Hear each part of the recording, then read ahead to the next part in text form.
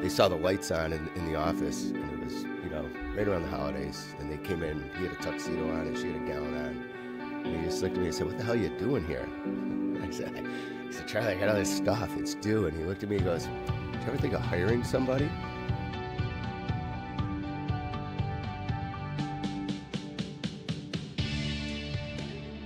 Good morning, good afternoon, and good evening whenever you may be listening, and welcome to Latitude, the 43 North podcast. I'm your host, Nate Benson, and we have a very special episode this week. I'm joined by our co-host, Professor Darren Treadway, faculty expert from the UB Center for Leadership and Organizational Effectiveness. The UB School of Management Center for Leadership and Organizational Effectiveness, also known as CLOE, is a group of researchers, scholars, and experts who work to create more effective leaders and organizations. CLOE offers programs, training, speakers, and conferences to help people lead at all levels at their organizations and in the world. Our guest on this episode of Latitude is Tod Martin. Tod is the founder of the Martin Group, a full-service, fully integrated communications agency. Tod drives the agency's unwavering entrepreneurial spirit and best-in-class approach to breakthrough creative and proactive marketing communication solutions for large clients and small. A 25-year advertising veteran, Tod is a trustee of the Western New York Public Broadcasting Association and remains active on numerous boards, including those of the Benson Children's Scholarship Fund and the Western New York Law Enforcement Association. With a strong commitment to community, both Tod and the Martin Group team support many of Western New York's most worthy organizations, causes, and events through board leadership, pro bono assistance, and charitable giving alike. Darren and I talked to Tod about starting as a one-man agency and growing it to multiple offices across New York, as well as some of the considerations startups should make when developing their brand.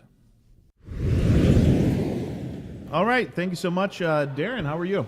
Fantastic. It's snowing. How does it get any better? It's the first snow. Yeah.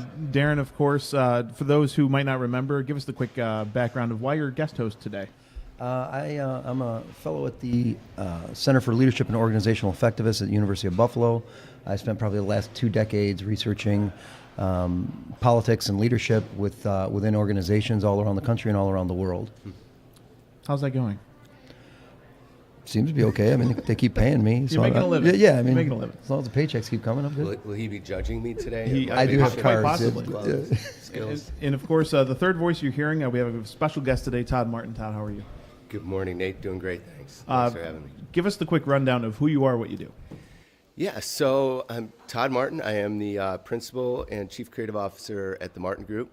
We're an integrated marketing communications firm that's been around for about 18 years.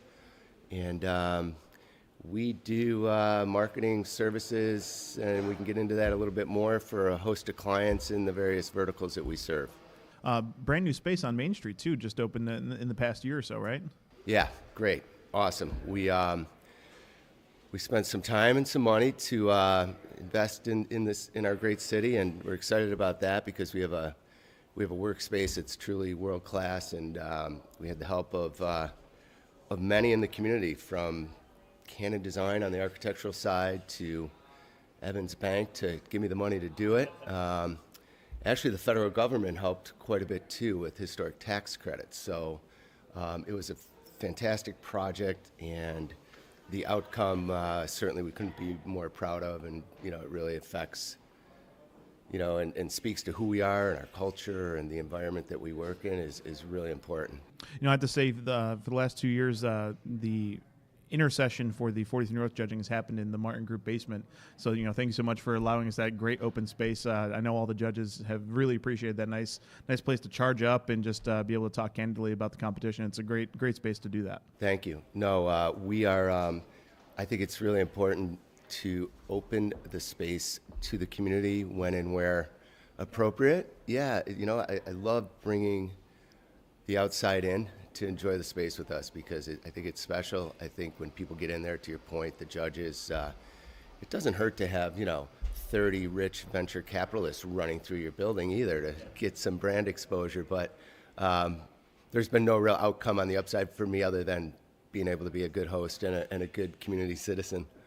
So take us back, early in your career. Why marketing? How did you get into that? What was the impetus for getting into the crazy world of marketing? Yeah, great question.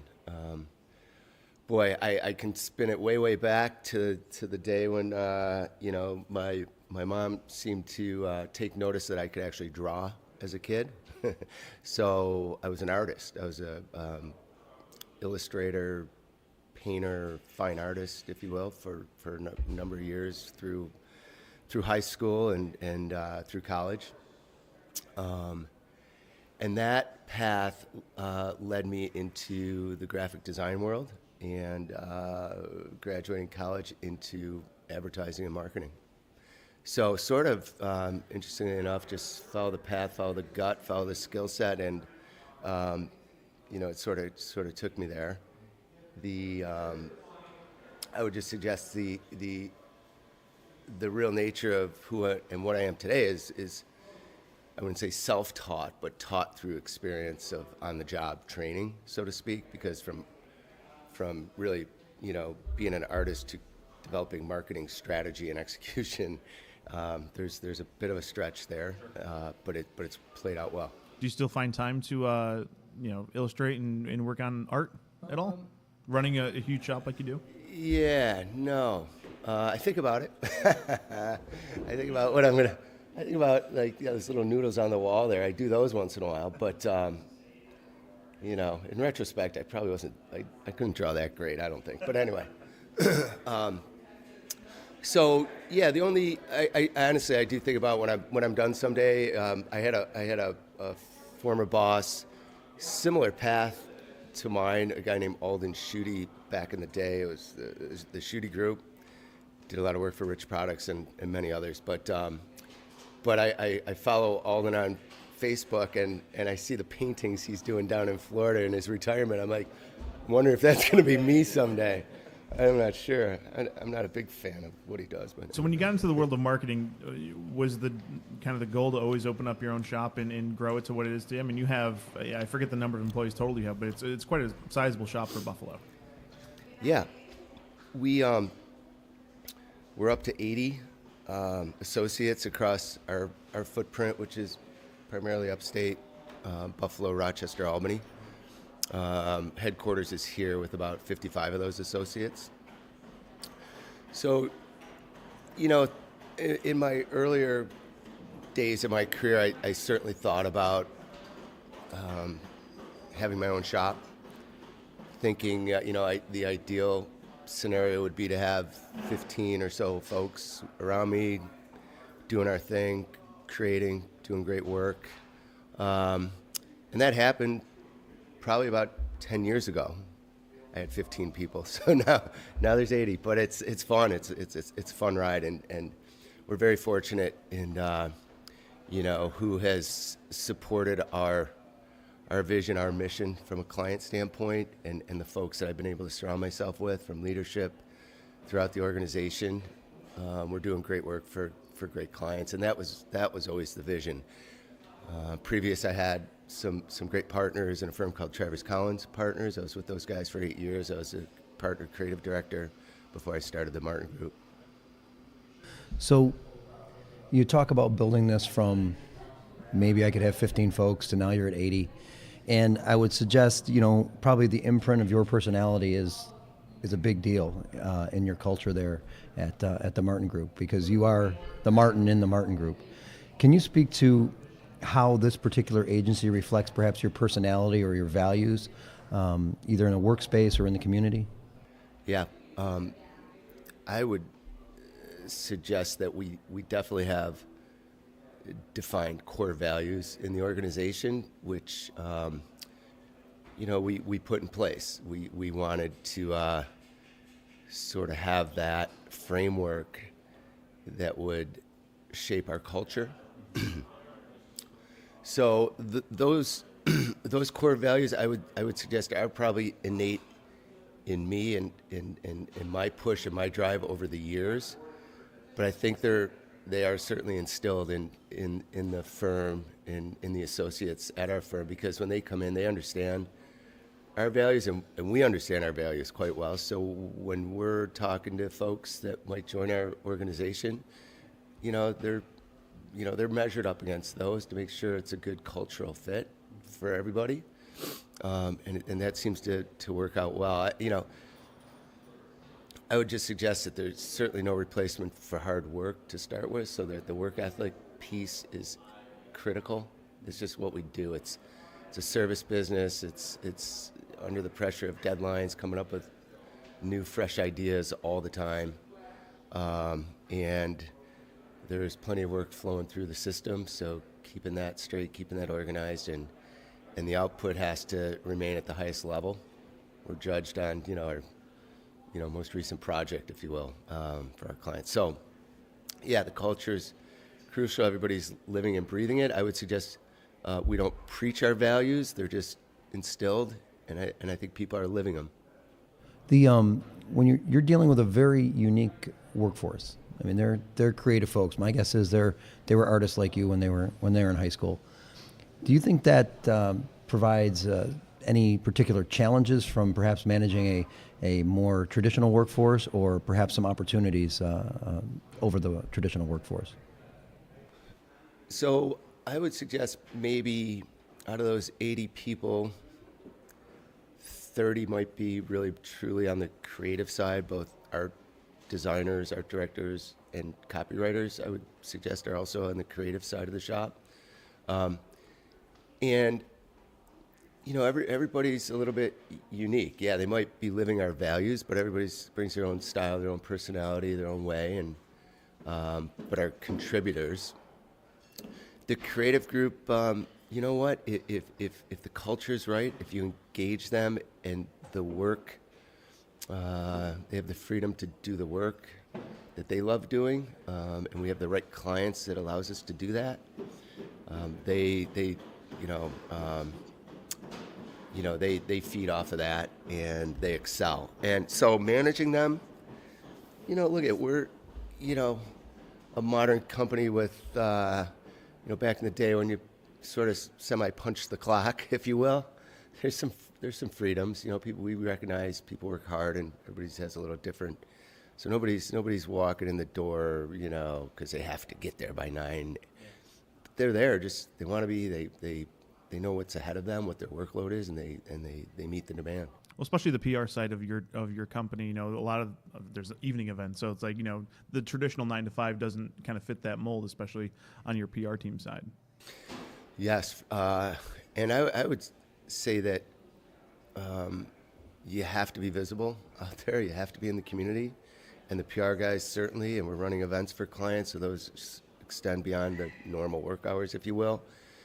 And I personally don't.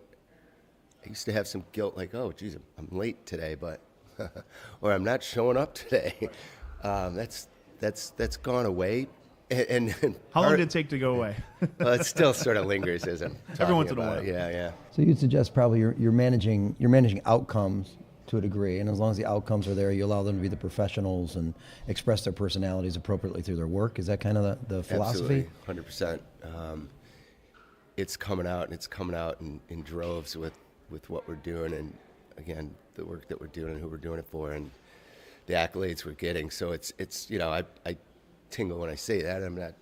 We're not boastful or humble about what we're doing, but I'm certainly proud of who we are, what we've become, and what we're doing. And I think that is reflected on the relationships and the clients we have. What I was going to say is the non-guilt component for me is the fact that personally I'm never off. I can't be. Well, I'm with my kids. I can, or I'm at dinner. I can tune the phone off and etc. But in reality, you're out, you're visible, you're at events, you're in the community, you're sort of always on, and not by trying. It's just the nature of the world and the business we live in is you have to be ready. So. A lot of the startups, especially in 40th North, but also in Buffalo, they're kind of at that crossroads now of scaling. Can you talk a little bit about your experience in scaling the Martin Group over the past decade and a half, and what you've learned and what your advice would be for some of those founders? Because it's very easy probably to make a mistake. You think you need something, it turns out you don't. Now you got to lay people off, and just big decisions are being made at this time. Yeah, most of the scaling and growing over the years has happened by necessity, I would suggest. So I'm going to jump back really quick. So there's one guy Yeah. The Martin Group was one guy. It wasn't doing everything. It was one guy, and it was 2 in the morning, 4 in the morning. Just you had stuff to do, and it was due the next day. So you kept going. That's all I knew is how to get the job done and deliver, and the demand and so forth. And quick story was, I was working around the holiday season, reflecting on that, and the great guys that sort of incubated me early was an accounting firm, a guy named Charlie Champeau and Gene Kirshner, and they threw me in a corner, gave me a desk, a pad of paper, and a telephone. It's great. It was awesome. And I remember Charlie Champeau and his wife coming through one night. They saw the lights on in the office, and it was, right around the holidays. And they came in, he had a tuxedo on, and she had a gown on. And he just looked at me and said, "What the hell are you doing here?" I said, "Charlie, I got all this stuff. It's due." And he looked at me, he goes, "Did you ever think of hiring somebody?" So since that time, I haven't stopped hiring people. I said, "That's a brilliant idea." And I got the help I needed. I really, but, look, so that was, a bunch of years ago. So we were slow and steady on the hiring. And I was reflecting on it this morning for some reason. I was thinking about the fact that, knock on wood, and it happens in industry, it happens in business, and I'm not going to say we're not vulnerable or it's not potential, but we've always grown. So it's a little scary to think about having to go the other way, but we're still in a growth mode and a growth pattern, and we've just very strategically and slowly added on folks that we needed as we've needed them as clients have come on board. Occasionally you have to sort of look out a bit, and maybe someone comes by through your doors that you're like, we can't let this person, we don't need them necessarily, it's not a must-have, but eventually we're going to need this person, and grab them because it's a rare find. Yeah. So that's the sort of the growth that we've been in, for the last 15 years, I would say. More recently, 4 years ago, we opened a Rochester office. We've grown organically there. It started with one guy, and a really talented creative guy that I knew and had a relationship with, and he was there. He needed, and I said, well, maybe you can support what's going on in Buffalo and the clients we have, and help us raise the bar, the product, et cetera. And so he jumped on board. He was working out of his basement, and fast forward, building around his skill set and our brand, expanding down the highway. We have 22 people roughly in Rochester, and it's going really, really well. It's an organic growth there. We're still not known like we're known here, I would suggest, from a marketing manager standpoint, but we're getting there. We're fairly visible, and we have some really named clients there that are helping us fuel our growth. And continuing down the 90 now in Albany too, right? Correct. So we opened the doors in Albany about 6 months ago in the Hearst Media Center. So we have a strategic alliance there. Again, another relationship that we've built over time, earned our stripes. We sort of share a client. We were exposed to one another. We recognized the strength of Hearst Digital Agency and their media buying power leverage across the country. They recognized us for our branding and messaging and creative capabilities. So it came together very nicely. It created an opportunity for us to open shop under their roof, so we're close to them. And the beauty for me on that scenario is they have their own agency that's out selling sort of a related but different product.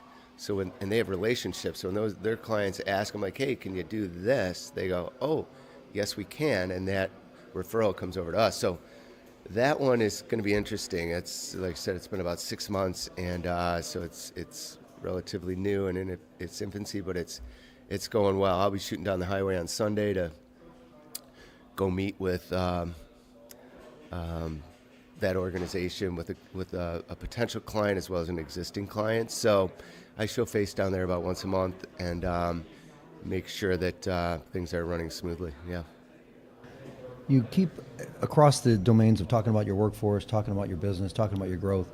It seems to me we keep coming back to this idea of just relationships. building relationships, and they seem very individual, whether it be you as your company with Hearst, or is you with the individual needs and desires of your workforce. Would you say it's a fair characterization of perhaps even your leadership style, that you're managing relationships amongst your employees and amongst the community? 100%. We the relationship side of our organization, in terms of if I'm leading that, first of all, the thing I like most about business and maybe life is relationships. So if that's a reflection on who we are, what we've become, and to your point of calling out the relationships side of things and relationship management, the associate side, key, right? I mean, I have to lead by example. I have to build those relationships. They're my associates, partners, or I don't, pretty easy guy around the shop, and I don't, my agenda is not driven down anybody's throat. I like to look at the product that has my name on it and stamp it on occasion, or have a voice in that. And I think I still bring some value there as well as the other side. So if we're relationship driven with our clients who become our friends, or our friends that become our clients, you have your reputation. That's what you have. You have these relationships. They count on you. They rely on you, and you have to deliver. And I take great pride in that. I take great pride in that relationship that is business, friendship, or friendship business. Either way, it's important. It's critical. And I would suggest when the executive level individual comes to me and says, "This is what I need. This is the issue. This is the problem we're facing from a communications or a marketing or a positioning standpoint," I'm listening, and then I have to instill that on my group to make sure that our output is matching up to the vision of those clients and those CEOs. I think when you see, when we used to think about leadership as being kind of, you need a charismatic leader, or you need a transformational leader, those kind of things. We've moved way beyond that to where we're really looking at leadership as being this you and me, right? And especially with the new generation, you hear a lot of folks talking about, or creative folks, that they really want to be considered as individuals. So I think your general tendency, it sounds like, to manage relationships as individuals rather than saying, here's my agenda, is not only probably contributing to your success within your current organization, but as you look at bringing on new folks, those people you can't miss, this next generation, that's what they want. They want those individual relationships where people consider them. So I think it's a nice positioning. Thanks. I would agree. I don't hold myself accountable completely at this point because, again, back to the culture piece of who we've become and who's under our roof and who's leading our shop, both on the creative side, on the PR side, on the strategy and account service side. Just good people, good leaders, they're authentic, and I think that resonates in the people that are attracted to our company, both clients and associates, and ultimately the output. That authenticity comes across, doesn't it? Not everyone can, obviously see him when he walks in, but when he walks in, you can see that relationship management. You talk to three people walking from 40 yards away to here and knew stuff about them, and everyone lights up, and that authenticity it just draws people to leaders. Yeah, appreciate it. That's great. When one of the aspects in the startup and entrepreneurship world is kind of that openness to not only the successes but the failures. So I want to kind of put you on the spot. Like, have there been lessons in your career, that you look back on and it really fundamentally changed and it might not have been a success? And I don't want to say necessarily a failure either, but what were some of those challenging moments that really defined the way you now look at something differently? Yeah. I mean, the thing that comes to mind real quick or top of mind would be some potential relationship or relationships that we've taken on as clients that maybe you were second guessing, but you took it on for a particular reason. Might have been money. A client, they're going to pay you to be bad people. No. It happens. So So there's been a couple, not many, but there's been a couple where we've learned our lesson the hard way. Your gut and your instincts usually speak to you, and sometimes you look past that because, well, what if, and maybe it could be different for us, and it's not always the case. So I would say been burned a little bit here and there. So I think we're just a little bit more cautious going in. But as we've evolved and as we talk internally quite a bit. We just had an offsite executive level management meeting on Tuesday this week, full day of planning for 2019. And as we really reflect on who we've become over time, we're fortunate in that we like to talk about best in class and it doesn't matter if you're a startup, it doesn't matter if you're a big client, someone in the middle, the best restaurant down the street. We work with everybody. But best in class means more than like big or big and bad, all of that. And it means that you're a good client, you're good people, you have a good vision, and you're going to be the best at who and what you are. And I think we've surrounded ourselves with a lot of that. And I think we consider ourselves in that stratosphere as well. So I don't want to overstate that best in class. It sounds a little pretentious, but it's... Well, I mean, you can be the absolute best, but only be a restaurant that seats 5 people. But you know what I mean? And you could be in the west side or east side, doesn't necessarily matter. But if you're the best, you're the best. Well, it doesn't matter what that scale is. That's how we look at it, and I think that's how we position it. We're not the largest agency in town, but I'll end it there. You mentioned... I was wondering if you're going to say that. I was like, is there an addition to that? I would never say that because I don't believe we are. I think we're all, in the competitive landscape, we're all very different. There's so much talent out there, and there's good people out there, and there's good firms, and they're all, and I don't really look at them as competitors. I just feel like we're all in our own sort of lane, doing what we do. Yeah, once in a while you come up against the agency down the street, but we're playing in a little different space than others in the community, and our our work is local, regional, national, and global.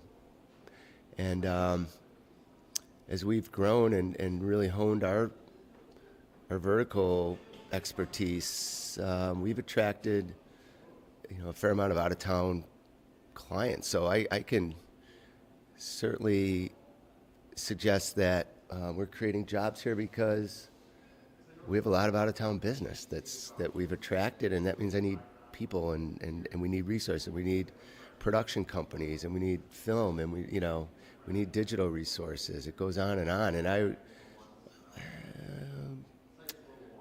I would think 30% of our work, 40% perhaps now is not local.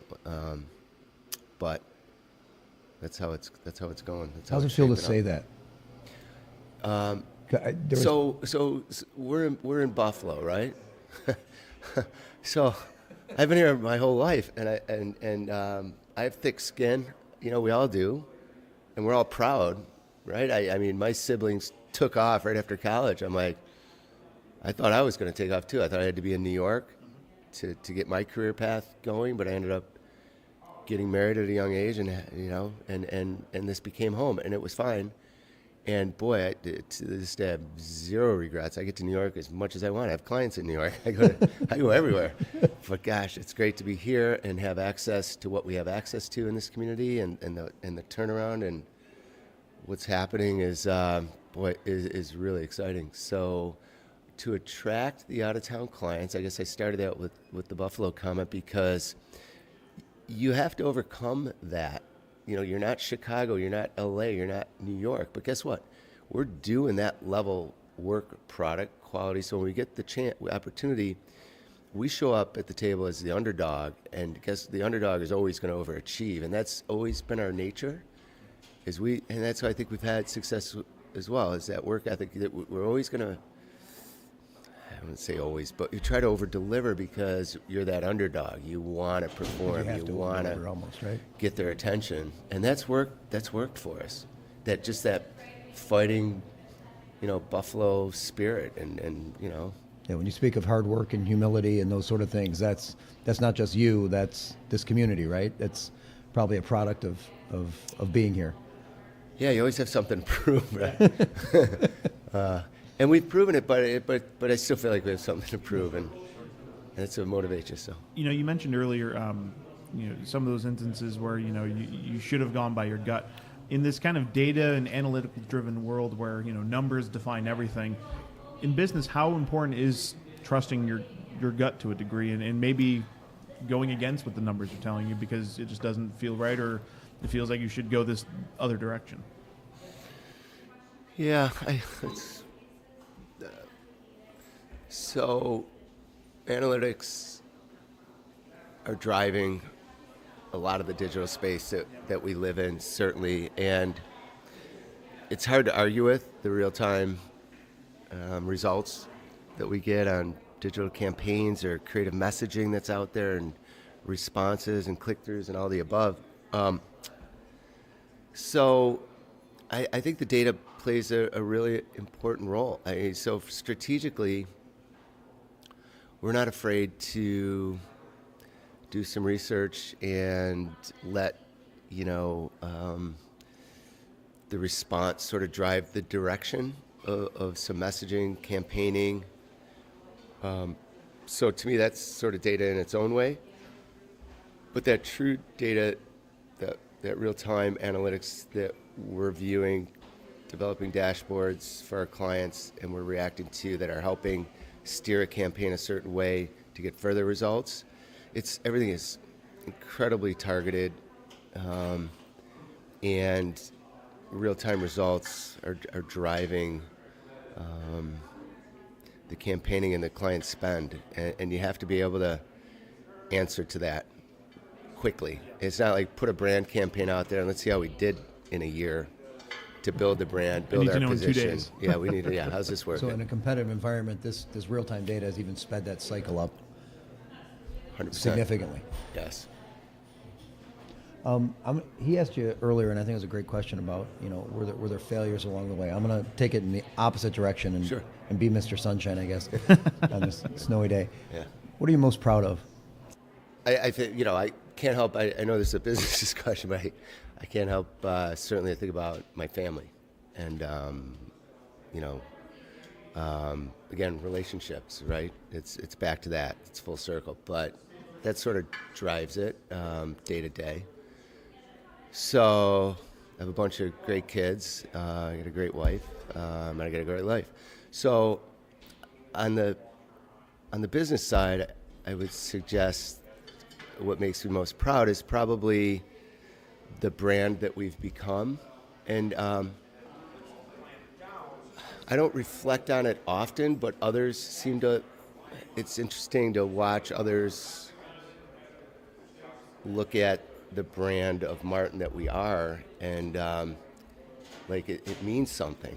I'm like, oh, this is kind of neat to see someone react when they walk in and they see the lights, or they're there and they go, wow, and they get to work, or they're working with us. And one of the things that's really interesting for me over time is early on, my relationships drove a lot of the business development and, the clients that we were working for. And, okay, I got to get guys to help me get this done for this friend or this client.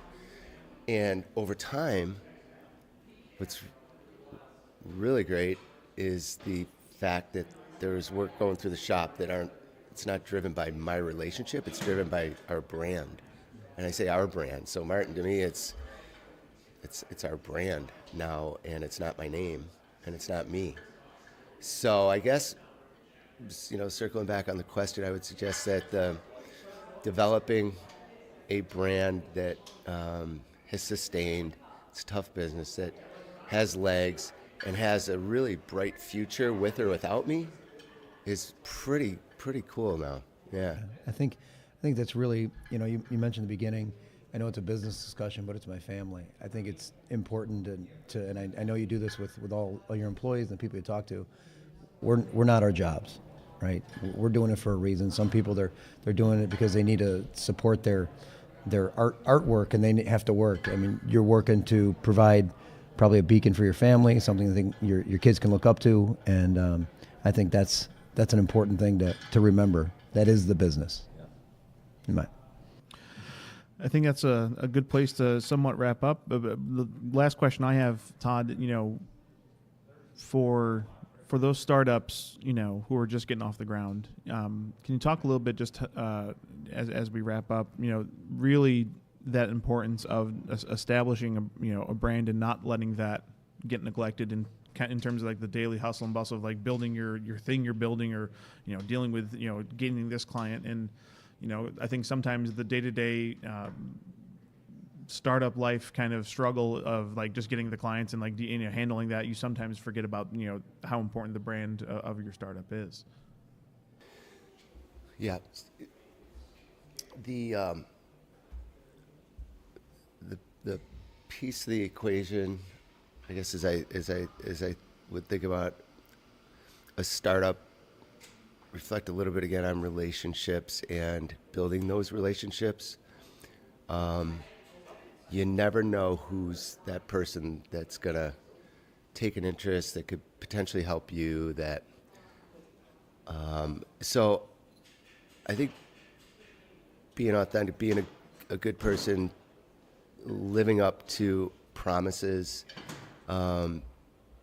all sort of folds back to your reputation. And if people believe in you and you live up to your reputation and don't disappoint, it'll happen. Things naturally come that way.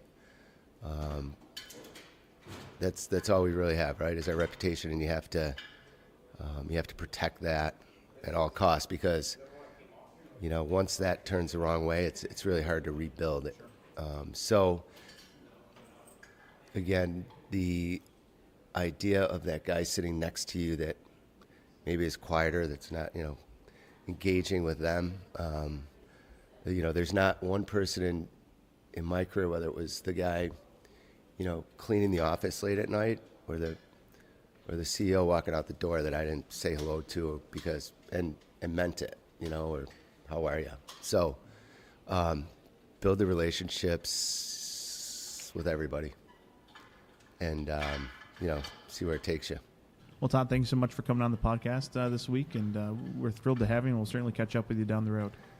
Thank you. Appreciate it. Have a great weekend, guys. Professor, what's on the rest of the docket for you this semester? I'm going to see if my snowplow still works. I'm going to go warm it up and make sure I get ready for the weekend.